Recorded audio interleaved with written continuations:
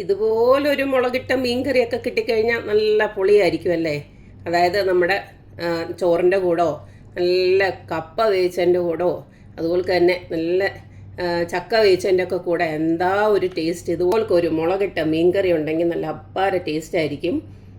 അപ്പം നമുക്ക് ഈസി ആയിട്ട് ഉണ്ടാക്കാൻ പറ്റുന്ന ഈ ഒരു മുളകിട്ട മീൻകറി എങ്ങനെയാണ് ഉണ്ടാക്കുന്നതെന്ന് നോക്കിയിട്ട് വരാം.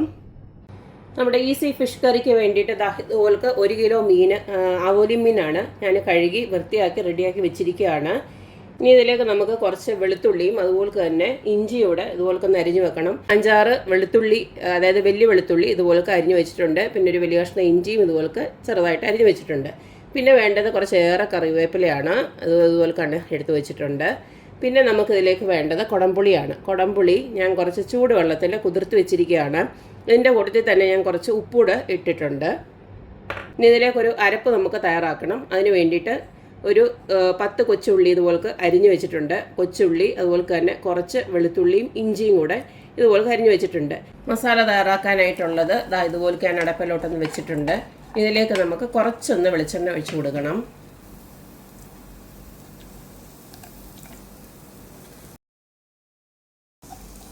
ഇത് നല്ലതായിട്ടൊന്ന് മുരിഞ്ഞ് വരണം. അതിന് ശേഷം നമുക്ക് പൊടികളൊക്കെ ഇട്ട് കൊടുക്കാം. ഇനി ഇതിലേക്ക് ഞാൻ കുറച്ച് ഉലുവ ഇട്ട് കൊടുക്കുകയാണ്.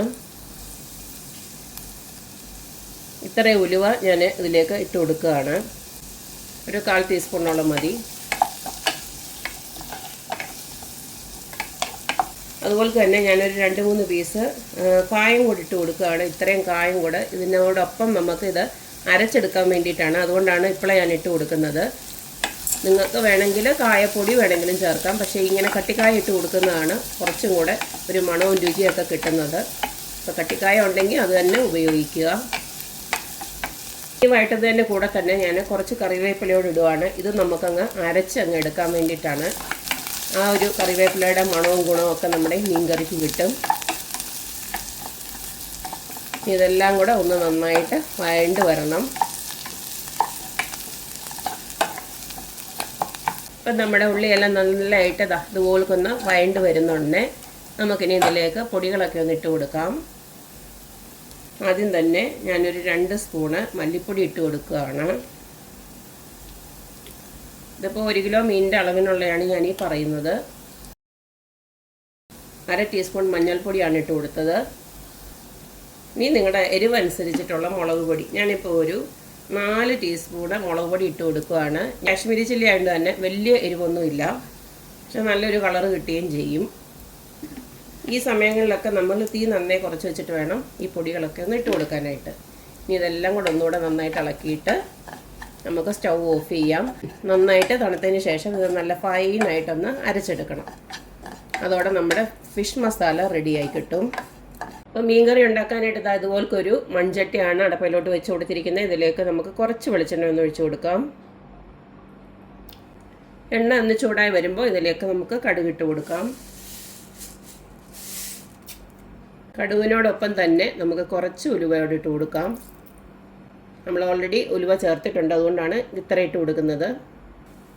കടുകും ഉലുവയൊക്കെ ഇതുപോലൊന്ന് പൊട്ടി വരുന്നുണ്ടേ നമ്മൾ നേരത്തെ അരിഞ്ഞു വെച്ചിരിക്കുന്ന ഇഞ്ചി വെളുത്തുള്ളിയോട് ഇട്ട് കൊടുക്കാം.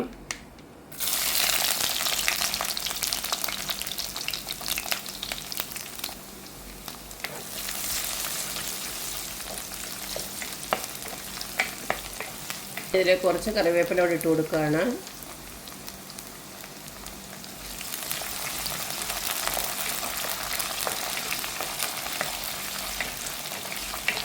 അപ്പോൾ ഇട്ട് കൊടുത്ത ഇഞ്ചി വെളുത്തുള്ളി കറിവേപ്പില ഇതെല്ലാം നല്ലതായിട്ട് മൂത്ത് വന്നു. ഈ സമയം കൊണ്ട് ഞാൻ നമ്മുടെ അരപ്പുണ്ടല്ലോ അത് നന്നായിട്ട് തണുത്തപ്പം നല്ല ഫൈനായിട്ടൊന്ന് അരച്ചെടുത്തിട്ടുണ്ട്. ഈ സമയം നമുക്ക് ചാറിന് ആവശ്യമായിട്ടുള്ള വെള്ളം കൂടെ ഒഴിച്ചു കൊടുക്കാം.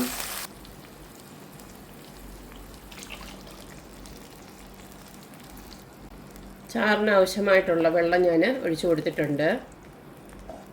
ഇനി ഇതിലേക്ക് നമ്മൾ പുളിവെള്ളം ചൂടുവെള്ളത്തിൽ കുതിർത്ത് വെച്ചിട്ടില്ലേ, അതിനോടൊപ്പം തന്നെ നമ്മൾ ഉപ്പൂടെ ചേർത്തിട്ടുണ്ട്. അപ്പോൾ അതങ്ങനെ തന്നെ ഒഴിച്ചു കൊടുക്കുകയാണ്. ഇതിനി നന്നായിട്ടൊന്ന് തിളച്ച് വരട്ടെ. അതിന് ശേഷം നമുക്ക് മീനിട്ട് കൊടുക്കാം. ഇതിനോടൊപ്പം തന്നെ നമ്മുടെ ഈ കറിവേപ്പിലയുടെ ഇതുപോലുള്ള തണ്ടുണ്ടല്ലോ ഇതുകൂടെ ഞാൻ ഇട്ട് കൊടുക്കുകയാണ്. ഇത് ഞാൻ കളയാറില്ല. സാധാരണ ഈ മീനൊക്കെ വെക്കുമ്പോൾ ഞാനിതുകൂടി ഇട്ട് കൊടുക്കും. അതിന് നല്ലൊരു മണമുണ്ടല്ലോ, അപ്പോൾ ആ ഒരു മണമോടെ നമ്മുടെ മീൻ കറിക്ക് കിട്ടും. മസാല ഇപ്പം നന്നായിട്ട് തിളച്ച് വന്നിട്ടുണ്ട്. ഈ സമയം നമുക്ക് കഷ്ണങ്ങൾ ഓരോന്നോരോന്നായിട്ട് അങ്ങോട്ട് ഇട്ട് കൊടുക്കാം.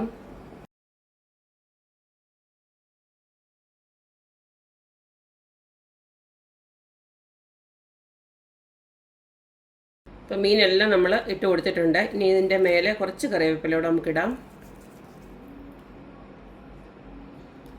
ഇനിയും ഒരു മീഡിയം ഫ്ലെയിമിൽ അടച്ച് വെച്ച് ഒരു 20-25 മിനിറ്റോളം ആയി കഴിയുമ്പോഴത്തേക്ക് നമ്മുടെ മീൻകറി റെഡിയാവും. ഇടയ്ക്ക് നന്നായിട്ടും തിളച്ച് കഴിയുമ്പോൾ നമുക്ക് നോക്കണം ഉപ്പും പുളിയൊക്കെ കറക്റ്റ് ഉണ്ടോ എന്ന്, ഇല്ലെങ്കിൽ ശകലം ഇട്ട് കൊടുക്കണം. ഇപ്പോൾ ഒരു 25 മിനിറ്റ് ആയി നമ്മൾ മീൻ വേവിക്കാൻ വെച്ചിട്ട്. ഇപ്പോൾ ഇതുപോലെ എണ്ണയൊക്കെ തെളിഞ്ഞ് നമ്മുടെ മീൻ നല്ല വെന്ത് വന്നിട്ടുണ്ട്.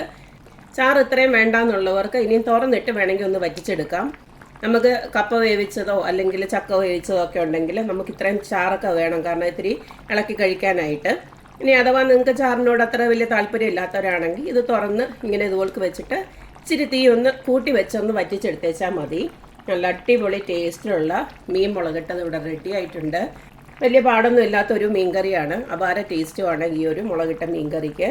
ചോറിൻ്റെ കൂടെയും കപ്പയും അതുപോലെ തന്നെ ചക്ക വേവിച്ചതിൻ്റെ കൂടെയും ഒക്കെ നമുക്ക് ഏതിൻ്റെ കൂടെ വേണമെങ്കിലും സൈഡായിട്ട് ഈ ഒരു മീൻകറി നമുക്ക് യൂസ് ചെയ്യാൻ പറ്റും. നല്ല അടിപൊളി ടേസ്റ്റാണ്. അപ്പോൾ എല്ലാവരും ഇതുപോലൊക്കെ ഒന്ന് വെച്ച് നോക്കുക. ഞാൻ നേരത്തെയും കുറേ മീൻകറിയുടെ റെസിപ്പീസൊക്കെ ഇട്ടിട്ടുണ്ട്. അതിനകത്തൊക്കെ ഞാൻ പറഞ്ഞിട്ടുണ്ട്.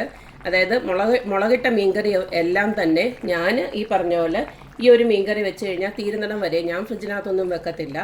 ഞാനിവിടെ രാവിലെയും വൈകിട്ടും ചൂടാക്കി തീരുന്നിടം വരെ അങ്ങനെ തന്നെ ഉപയോഗിക്കത്തേ ഉള്ളൂ. എന്തായാലും ഇങ്ങനെ 2 നേരം തിളപ്പിച്ച് ലാസ്റ്റൊക്കെ ആകുമ്പോഴത്തേനും മീൻകറിക്ക് നല്ല അപ്പാര ടേസ്റ്റ് ആയിരിക്കും.